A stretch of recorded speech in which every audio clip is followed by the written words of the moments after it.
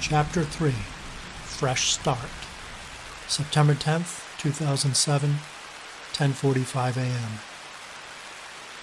The rain poured down on the seaside town with an unrelenting fury. It had been like this for the entire morning and was organizing to unload more of the same. Sue cringed at an angry flicker. Boom! Crackle! Boom! The sound slammed through her chest before she could begin a 1/1000 count. With a squint beyond her car's windshield wipers, she located a parking space along the curb. "You're all mine," she claimed, and made it so by maneuvering the white Toyota Corolla safely into the spot. Once the car was at rest, she set her attention on the building across the way. By the looks of it, the office was open for business. Olive Johnson Real Estate's interior lights were aglow, though nobody was visible through the storefront's plate glass windows. Another flash of lightning and peal of thunder blitzed the sky as she jumped from her car and sloshed toward the appropriate door. If ever there were a memorable day to begin her quest, this was it, the day the angels chose to bowl the heavens above Fairhaven. It was fitting, actually. Her supposed place of refuge was itself in an uproar. At least this turmoil would pass. As for her own, well, that was yet to be seen. She pushed through the entrance to the pleasantries of a jingling bell and soft background music. Thinking that she was alone, she used a rope of her long brown hair to moisten the dirt of a thirsty plant. "May I help you?" an unexpected voice bellowed. She quickly righted herself to see a heavy-set bald man heading in her direction. "Whoa, you startled me." "Sorry about that. I was just filing some paperwork in the back room." He stuck out a plump hand. "Name's Pete Johnson." "And I'm Susan Blake." Her lips pulled into a stunning smile. "It's a pleasure to meet you." "Likewise," Pete said, reaching over. "Let me grab that for you." She obliged, laying the weather and her coat upon his arm. "And to think they were only calling for a sprinkle today." "You know how it can be around here. Don't like it outside? Wait 5 minutes." "Good old New England." Sue said, making a squish in her shoes. "Look at this. I'm soaked."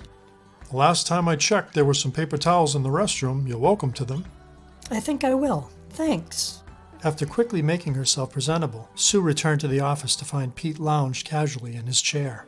"Thought you might like something warm to drink," he said, pointing to a cup of steaming coffee on his desk. "Cream or sugar?" "No, thank you. Black is just fine." The heated styrofoam cup felt wonderful against her fingers. "So what can I do for you today, Miss Blake?" "Please call me Sue." A nod said he would. "I'm looking for a house."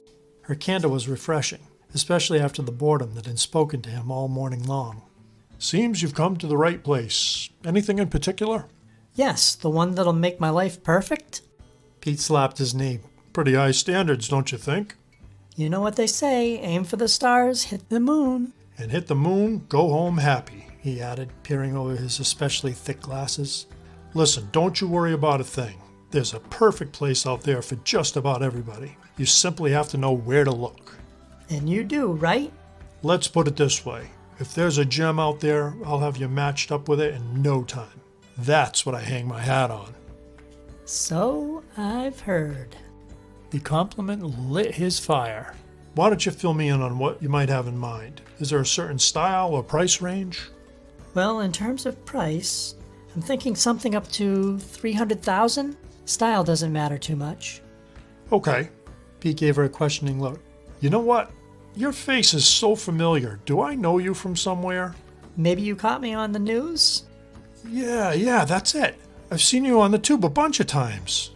Sue's face grew pink. "My ex-husband's Lance Hutton." "Of course, the mayor. I kept seeing you during his campaign, standing off to his side." "Yep, that was me." "I thought so. He's got New Bedford really coming around, huh?" "That's what they're saying, yeah." Pete could hear a subtle bitterness in her voice and realized there might be better conversation on a different subject.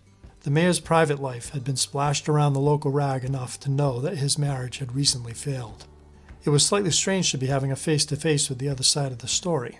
A general real estate question snapped his pause. "Are you living in town?" "Actually, I'm over in New Bedford with my daughter." "What part?" "I'm off the Ave, on Chandler Street." Pete's eyebrows drew together at the response. He knew the Ave quite well. "Tough area these days, huh?" "You could say that." I've sold my share of multifamilies in there. Is that what you have? Yes, mine's a 3-family. It's mint. Any interest in listing it with? His question broke apart with a negative shake of his customer's head. Oh no, I'm holding it for income. I see. Sue referred to a sheet of scribbles in her hand. While I'm thinking of it, Pete, there's something else I should mention. The new house needs to have an in-law set up or something to that effect. For my mother. For your mom? Not a problem. Pete clicked his mouse, bringing up the available listings of the day. There are several houses which may strike your fancy. His mastery of real estate became evident as he guided her through a dozen possibilities, but nothing seemed to jump from the screen. Is there anything else that might be coming on the market? Pete began to shake his head as if to say no, but a glimmer popped in his eye. You know what? One of my agents dropped this off this morning. He re-clicked his mouse, pulling up a grainy downloaded image. It's a historic colonial, asking $269,900. I don't know too much about it, except that it's off the beaten path and needs some work. But it is a 2-family setup, which would be ideal for your mother. Huh, Sue said, peering closely at the typed address under the picture. 2 Old Stable Lane. Old Stable Lane. Where is that exactly? Oh, it's out in the farmlands. You know where the abandoned mine is? Can't say that I do. How about Mill Road? Mill? Sure, I know that. Well, just hop on Mill Road and go about 3.5, 4 miles. It's on the right. That's easy enough. Would you be interested in taking a look? Sue took one last peek at the picture. Why not? This country retreat thing might be just what I need. Great. When's a good time for you? I'm flexible. I know the rest of today is no good for me, and I'm out straight tomorrow. He slid the top drawer of his desk open and removed a worn appointment book. With a flip to the corresponding date, he said, Hold up. I completely forgot about my trip. Trip? Yeah, I've got this seminar up in Newton, lasts for a week, which means we'll have to set up a showing with one of my associates. Well, when do you leave? Tomorrow night. Is there any way you and I could shoot out there before you go? I'm willing to do it any time. Pete gave it some thought.